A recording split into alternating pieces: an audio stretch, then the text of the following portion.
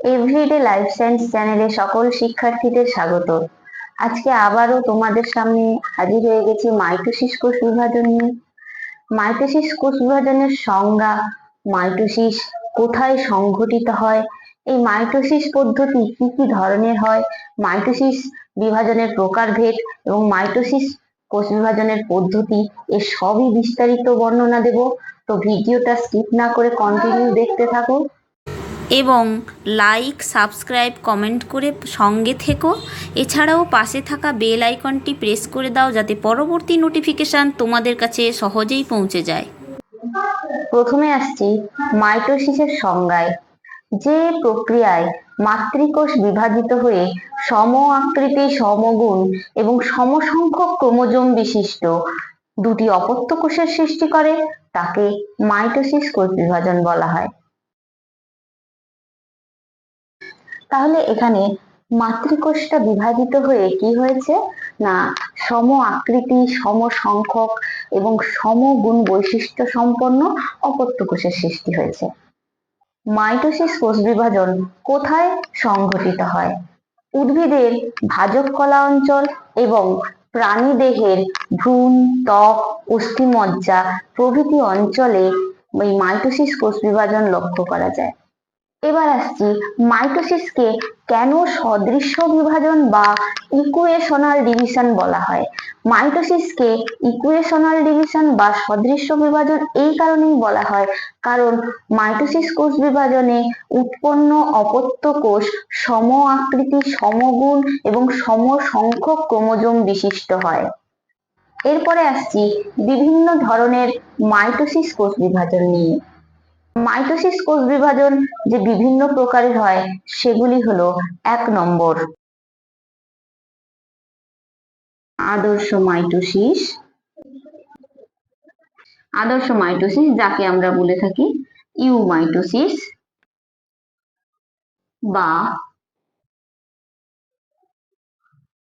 Extra nuclear mitosis. 2 নম্বর হচ্ছে ছদ্ম mitosis বা সিউডোমাইটোসিস বা একে আমরা আরো বলে থাকি ক্রিপ্টোমাইটোসিস। 3 নম্বর হচ্ছে আদিমাইটোসিস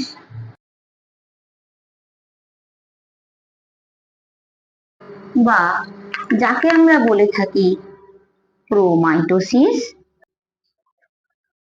বা পেরিমাইটোসিস বা নিউক্লিয়ার মাইটোসিস।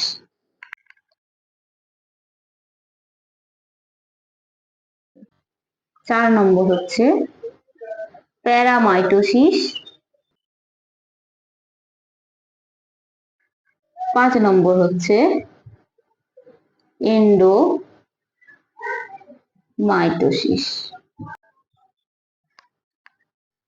এবার আসছি স্পিন্ডল গঠনের তারতম্য অনুসারে মাইটোসিসের প্রকারভেদ। স্পিন্ডল গঠনের তারতম্য অনুসারে মাইটোসিসকে 2 ভাগে ভাগ করা হয়েছে। একটি হলো অ্যাম্ফিঅ্যাস্ট্রাল মাইটোসিস, দ্বিতীয়টি হলো অ্যানাস্ট্রাল মাইটোসিস। তাহলে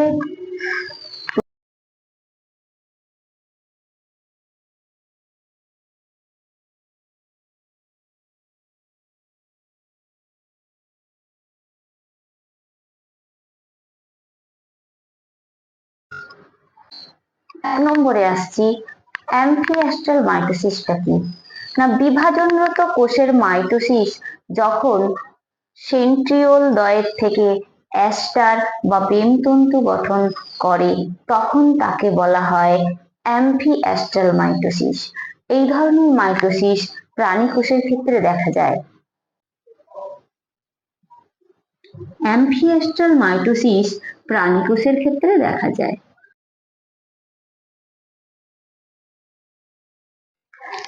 অ্যানাস্ট্রাল মাইটোসিসে বিভাজনরত কোষের মাইটোসিসে যখন মাইক্রোটিবিউল বেণুতন্তু গঠন করে তাকেই বলা হয় অ্যানাস্ট্রাল মাইটোসিস। এই অ্যানাস্ট্রাল মাইটোসিস দেখা যায় উদ্ভিদ কোষের ক্ষেত্রে। তাহলে অ্যানাস্ট্রাল মাইটোসিস কাদের ক্ষেত্রে দেখা যায়? না, উদ্ভিদ কোষের ক্ষেত্রে। এবারে আসছি মাইটোসিস পদ্ধতিতে। পিন্ডল গঠনের তারতম্য এবং সাইটোকাইনেসিস ছাড়া উদ্ভিদ এবং প্রাণী কোষের মাইটোসিস প্রায় একই রকম। এই মাইটোসিস প্রক্রিয়ায় মাতৃকোষ বিভাজিত হয় ক্যারিওকাইনেসিস এবং সাইটোকাইনেসিসের মাধ্যমে। ক্যারিওকাইনেসিস হলো নিউক্লিয়াসের বিভাজন,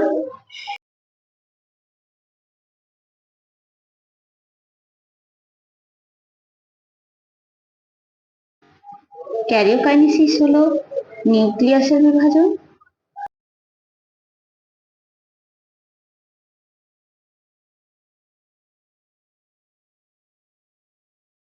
এবং সাইটোকাইনেসিস হলো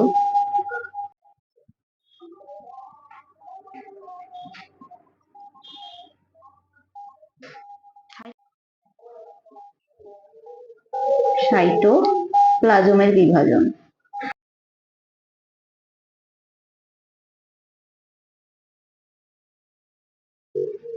এই ক্যারিওকাইনেসিস চারটি দশার মাধ্যমে সম্পন্ন হয়: প্রোফেজ, মেটাফেজ, অ্যানাফেজ এবং টেলোফেজ। একটি কোষ প্রোফেজ দশায় প্রবেশ করার আগে যে স্থির দশায় অবস্থান করে তাকে বলা হয় ইন্টারফেজ দশা। এটি একটি সংক্ষিপ্ত দশা। এই দশায় ডিএনএ, আরএনএ এবং নিউক্লিয় প্রোটিন সংশ্লেষিত হয়। মাইটোসিসের ক্যারিওকাইনেসিসের প্রোফেজ, মেটাফেজ, অ্যানাফেজ এবং টেলোফেজ এই চারটি দশা পরপর আলোচনা করছি। নম্বর, প্রোফেজ।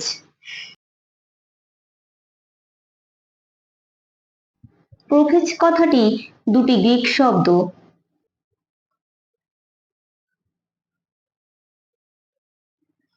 প্রোফেজ কথাটি দুটি গ্রিক শব্দের থেকে এসেছে।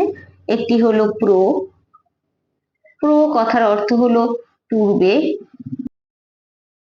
বা বিফোর, এবং ফেজ কথার অর্থ হলো দশা। নিউক্লিয়াস বিভাজনের যে দশায় নিউক্লিয় জালক থেকে নির্দিষ্ট সংখ্যক ক্রোমোজোমের সৃষ্টি হয় এবং নিউক্লিওলাস এবং নিউক্লিয় পর্দার বিলুপ্তি ঘটে তাকে বলা হয় প্রোফেজ দশা। এই প্রোফেজ দশা হলো মাইটোসিস কোষ বিভাজনের প্রথম এবং দীর্ঘস্থায়ী একটি দশা। এই প্রোফেজ দশার বৈশিষ্ট্যগুলি হলো: 1 নম্বর, ক্রোমাটিন সূত্রগুলি নিরুদিত হয়, অর্থাৎ ডিহাইড্রেট হয়ে যায় এবং ধীরে ধীরে স্পষ্ট হতে থাকে। 2 নম্বর,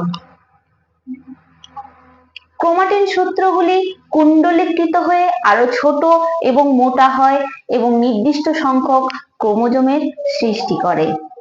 3 নম্বর, ক্রোমোজোমগুলি সেন্ট্রোমিয়ার অঞ্চল ছাড়া লম্বালম্বিভাবে দ্বিধা বিভক্ত হয়, দুটি ক্রোমাটিডের সৃষ্টি করে।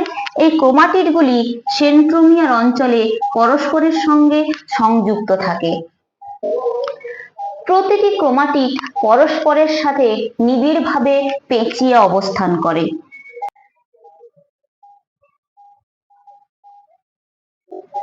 একে বলা হয় প্লেকটোনমিক কুণ্ডলী।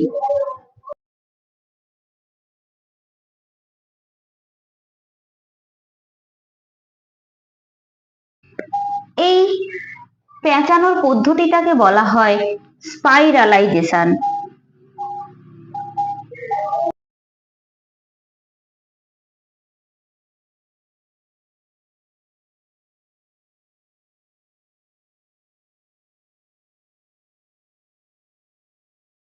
চার নম্বর, এই প্রোফেজ দশায় নিউক্লিওলাসটি আকারে ক্রমশ ছোট হতে থাকে এবং এই প্রোফেজ দশার শেষের দিকে নিউক্লিওলাসের বিলুপ্তি ঘটে।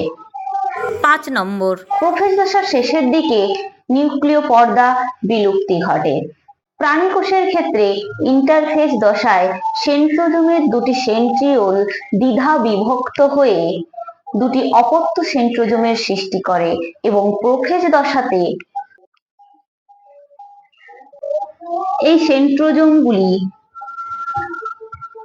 কোষের দুই বিপরীত মেরুতে গিয়ে পৌঁছায়, যা বেমতন্তু গঠন করে। এই বেমতন্তুগুলি পরস্পর যুক্ত হয়ে স্পিন্ডল ফাইবার গঠন করে। প্রাণী কোষের ক্ষেত্রে অ্যাস্ট্রাল রশ্মি এবং উদ্ভিদ কোষের ক্ষেত্রে মাইক্রোটিবিউল বেমতন্তু গঠন করে। এই প্রোফেজ এবং মেটাফেজের মধ্যবর্তী যে সংক্ষিপ্ত সময়কাল দেখা যায় তাকে বলা হয় প্রোমেটাফেজ স্টেজ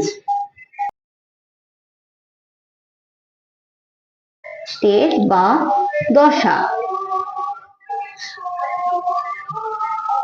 এই প্রোমেটাফেজ স্টেজ বা দশাতে নিউক্লিওলাস এবং নিউক্লিয় পর্দার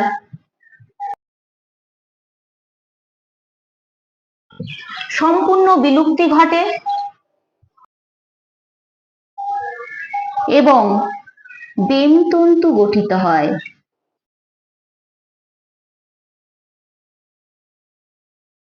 তাহলে প্রোমেটাফেজ দশার মুখ্য বৈশিষ্ট্য কি? বেমতন্তু গঠিত হয় এই দশায় এবং নিউক্লিয়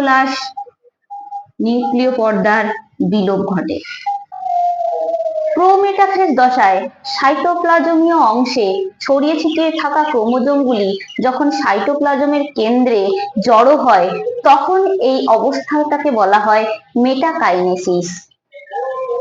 মেটাকাইনেসিস হলো সাইটোপ্লাজমীয় কেন্দ্রে ক্রোমোজোমের একত্রীকরণ। মাইটোসিস কোষ বিভাজনের ক্যারিওকাইনেসিস পদ্ধতির দ্বিতীয় দশাটি হলো মেটাফেজ দশা।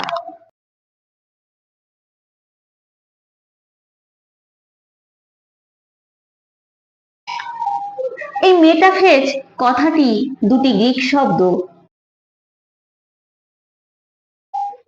মেটা,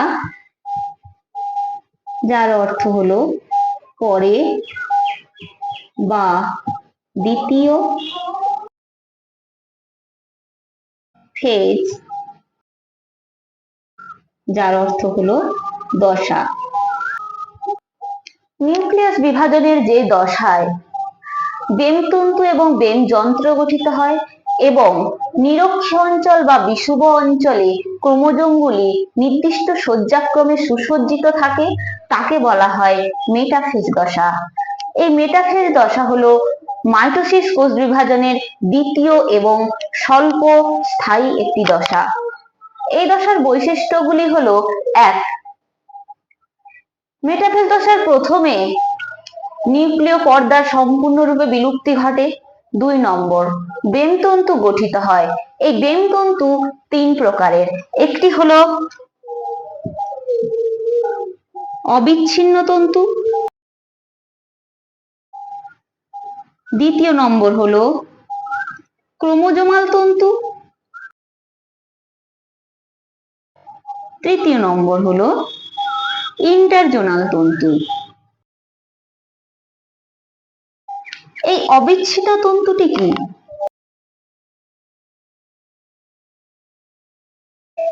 ক্রোমোজোমের কোষের এক প্রান্তের থেকে অপর প্রান্ত পর্যন্ত যে নিরবিচ্ছিন্ন তন্তু দেখা যায় যা ক্রোমোজোমের সাথে যুক্ত থাকে না সেগুলোকে বলা হয় অবিচ্ছিন্ন তন্তু।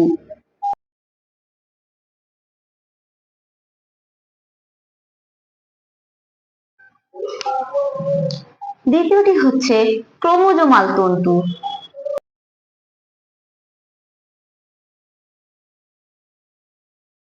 তাহলে ক্রোমোজোমাল তন্তু হলো কোষের ক্রোমোজোমের সেন্ট্রোমিয়ার অঞ্চলের সাথে যে তন্তুটি যুক্ত থাকে সেটিই হলো ক্রোমোজোমাল তন্তু। এরপরে আসছি ইন্টারজোনাল তন্তুতে।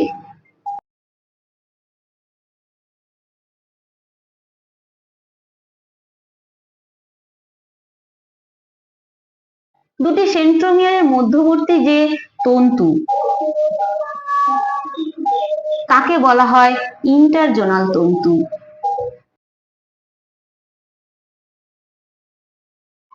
এই ইন্টারজোনাল তন্তু টিবিউলিন প্রোটিন দ্বারা যুক্ত থাকে।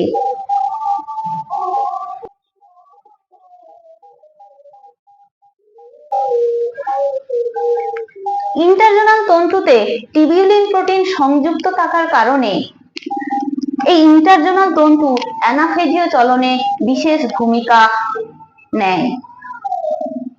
3 নম্বর, এই মেটাফেজ দশায় ক্রোমোজোমগুলি নিরক্ষীয় অঞ্চল বরাবর নির্দিষ্ট সজ্জাক্রমে সুসজ্জিত থাকে এবং ক্রোমোজোমগুলি সেন্ট্রোমিয়ার দ্বারা যুক্ত থাকে।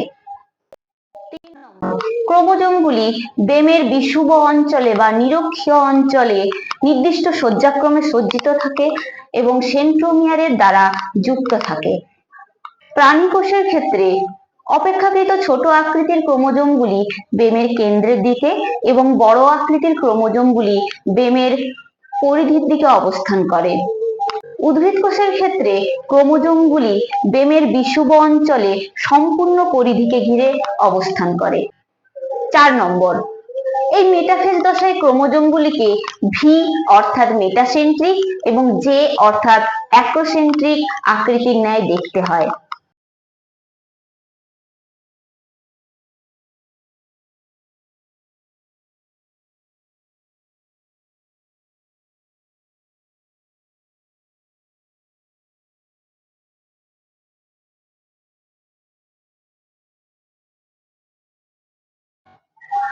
এই মেটাফেজ দশায় ক্রোমোজোমগুলি বেমের নিরক্ষীয় অঞ্চল বরাবর সুসজ্জিত থাকে এবং সেন্ট্রোমিয়ার অঞ্চলের সাথে যুক্ত থাকে বেম তন্তুগুলো। মাইটোসিস কোষ বিভাজনের ক্যারিওকাইনেসিসের তৃতীয় দশাটি হলো অ্যানাফেজ।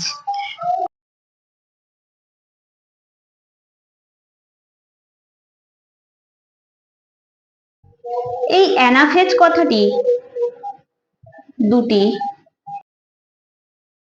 গ্রিক শব্দের থেকে এসছে। একটি হলো অ্যানা, যার অর্থ হলো উপরে বা আপ। দ্বিতীয় হলো ফেজ, যার অর্থ হলো দশা। নিউক্লিয়াস বিভাজনের যে দশায় ক্রোমোজোমের দুটি ক্রোমাটিডের থেকে অপত্য ক্রোমোজোমের সৃষ্টি হয় এবং ক্রোমোজোমগুলি দুই মেরুপ্রান্তের দিকে সরে যেতে থাকে তাকে বলা হয় অ্যানাফেজ দশা। এই অ্যানাফেজ দশা হলো মাইটোসিস কোষ বিভাজনের ক্যারিওকাইনেসিসের তৃতীয় এবং স্বল্পস্থায়ী একটি দশা। এই অ্যানাফেজ দশার বৈশিষ্ট্যগুলি হলো 1 নম্বর, প্রতিটি ক্রোমোজোমের ক্রোমাটিড দুটি বিভক্ত হয়ে অপত্য ক্রোমোজোমের সৃষ্টি করে, অর্থাৎ ক্রোমোজোমের ক্রোমাটিড দ্বয়ের সেন্ট্রোমিয়ার অঞ্চলটা দুই ভাগে বিভক্ত হয়ে যায়। প্রতিটি ক্রোমাটিড নিজস্ব সেন্ট্রোমিয়ার লাভ করে। এরপর অপত্য ক্রোমোজোমের সৃষ্টি হয়। 2 নম্বর, ক্রোমোজোমাল তন্তুর সংকোচন ঘটে।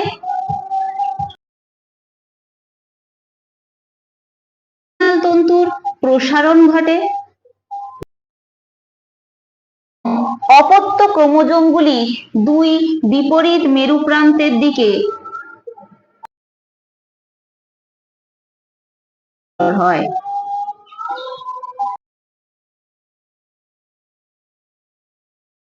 বলা হয় অ্যানাফেজীয় চলন।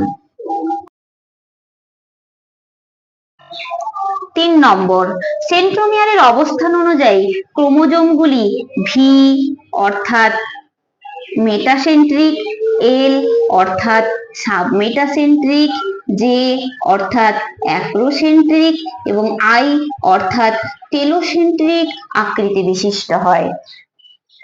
4 নম্বর, ইন্টারজোনাল তন্তুতে টিবিউলিন প্রোটিন সংযুক্ত থাকার কারণে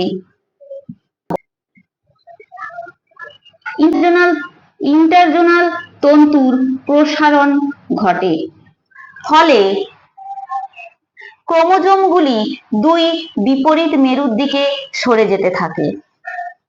নম্বর, মাঝ বরাবর বেমতন্তুগুলো পরস্পর মিলিত হয়ে স্টেম বডি সৃষ্টি করে।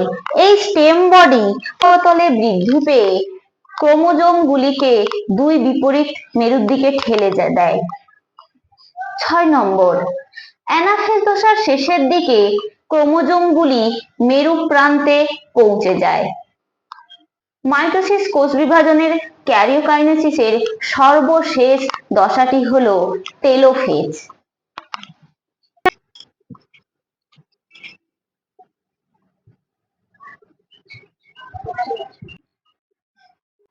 টেলোফেজ কথাটি দুটি গ্রিক শব্দ থেকে এসেছে। এই টেলোফেজ কথাটি দুটি গ্রিক শব্দ থেকে এসেছে। একটি হলো টেলোস, যার অর্থ হলো এন্ড বা শেষ,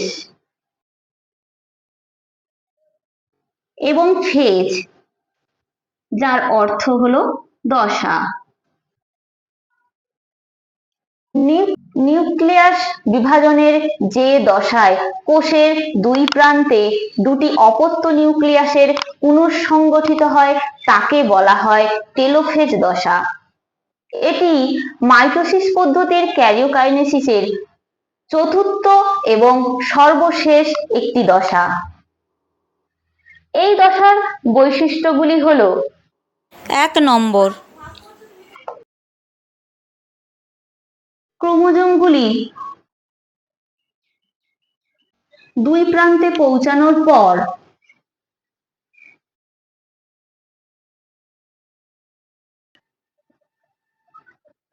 আকারে ক্রমশ দীর্ঘ এবং সরু হতে থাকে।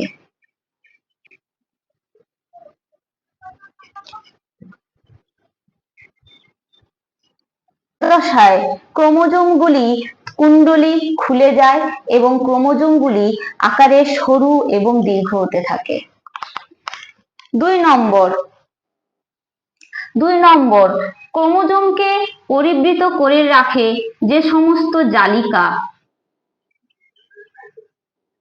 সেগুলো যুক্ত হয়ে নিউক্লিয় পর্দার সৃষ্টি করে।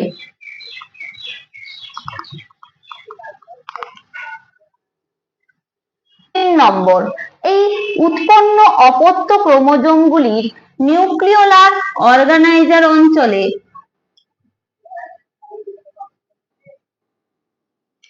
এই অপত্য ক্রোমোজোমগুলির নিউক্লিওলার অর্গানাইজার অঞ্চলের থেকে অর্থাৎ নর অঞ্চলের থেকে নিউক্লিওলাসের সৃষ্টি হয়।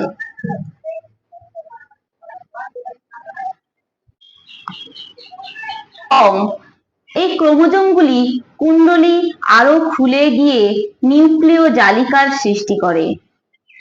4 নম্বর, এই দুই প্রান্তের নিউক্লিয়াসগুলি পুনরায় জল শোষণ করে স্ফীত হয় এবং সম্পূর্ণ একটি নিউক্লিয়াসের আকার ধারণ করে, যেখানে ক্রোমাটিন তন্তুগুলোকে আর দেখা যায় না। এইভাবে মাইটোসিস প্রক্রিয়ায় মাতৃকোষ বিভাজিত হয়ে সমসংখ্যক, সম আকৃতি এবং সমগুণ বৈশিষ্ট্য সম্পন্ন দুটি অপত্য কোষের সৃষ্টি করে। মাইটোসিস কোষ বিভাজনে ক্যারিওকাইনেসিস পদ্ধতিটি শেষ হওয়ার পরেই কোষে সাইটোপ্লাজমের বিভাজন ঘটে, অর্থাৎ সাইটোকাইনেসিস দেখা যায়।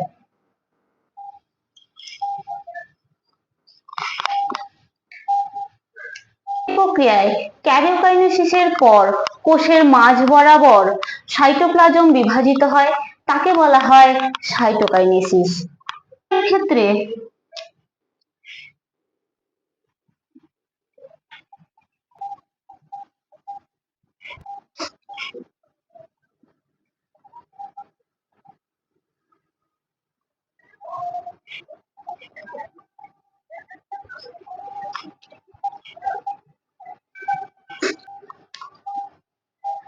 উদ্ভিদ কোষের ক্ষেত্রে বেমের বিষুব অঞ্চল বরাবর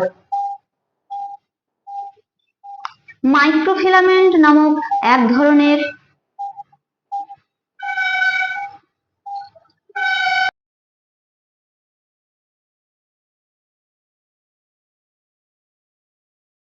দেখা যায়। মাইক্রোফিলামেন্ট হলো এক ধরনের সূক্ষ্ম তন্তু।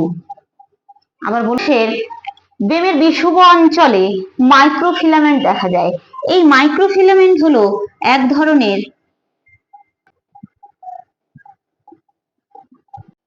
সূক্ষ্ম তন্তু। এই মাইক্রোফিলামেন্ট নামক যে সূক্ষ্ম তন্তু তা পরস্পর জোড়া লেগে গঠন করে মাইক্রোফাইব্রিল।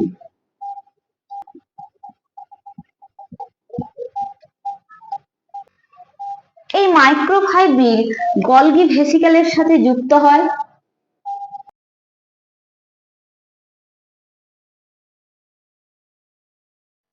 এই মাইক্রোফাইব্রিল গলগি ভেসিকেলের সাথে যুক্ত হয়ে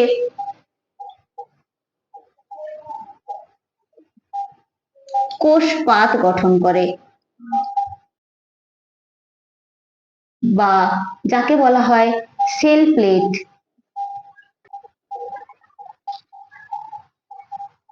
এই কোষপাতের উভয় পাশে সেলুলোজ জমা হয়ে গঠন করে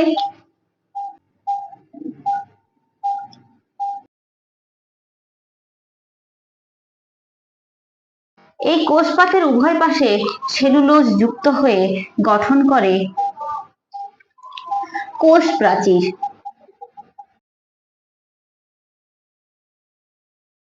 প্রাচীর সাইটোপ্লাজমকে বিভক্ত করে দুটি অপত্য কোষের সৃষ্টি করে। প্রাণী কোষের ক্ষেত্রে সাইটোকাইনেসিস মূলত ক্লিভেজ পদ্ধতির মাধ্যমে সম্পন্ন হয়।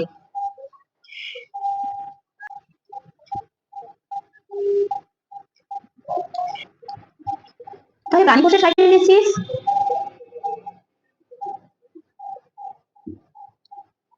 মূলত ক্লিভেজ পদ্ধতির মাধ্যমে সম্পন্ন হয়।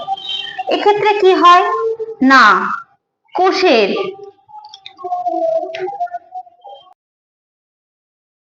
মাঝ বরাবর সংকোচন ঘটে।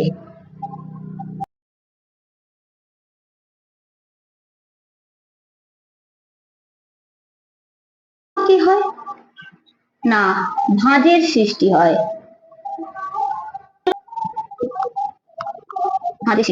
কোথায় না, কোষের মাঝ বরাবর ভাঁজের সৃষ্টি হয়। এরপর কি হয় না, ভাঁজটি ভেতরের দিকে বৃদ্ধি পেতে থাকে।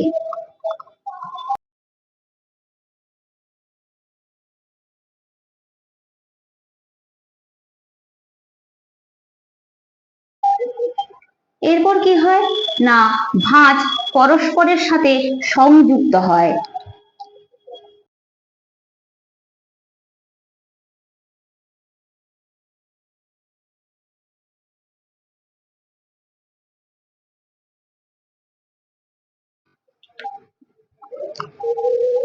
এরপরে কি হয়, দুটি অপত্য কোষের সৃষ্টি হয়।